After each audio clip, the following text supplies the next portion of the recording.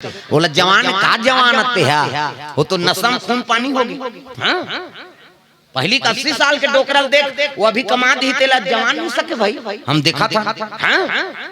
वो तो वहाँ गुटका खा थे फर के 4 ठाल चिरी और डार थे हाँसी कहाँ कहाँ तो मुंह देखे राजा रखे वो तो दांत में खैरी रचेगा रापम खड़होरबे नहीं निकले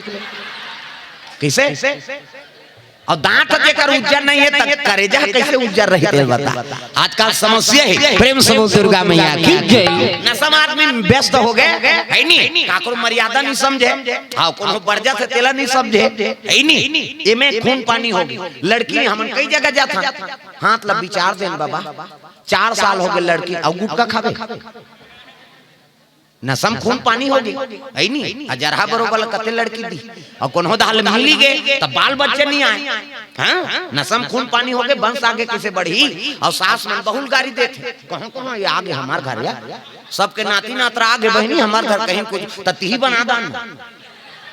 तो टूरा जरा है ते लोग बहु का करी इसे नशम खून पानी हो गए थे ये सब ले बड़े समस्या है ते डॉक्टर कर जा 80% केंद्र लोग लड़का के ते वैद कर जा 80% केस वो बाले बच्चा के वंश अच्छा बनाना है नहीं तो नशा से मुक्ति पा भाई पेड़े अच्छा नहीं है तो कर फल फूल के काठी का न किसे हाँ तुमा बकल जते नहीं अंग्रेजी बतावे तैसे अब पेड़े ठिकाना नहीं है बकला ये दे दारा खाना कैसे बने रही ये सब बात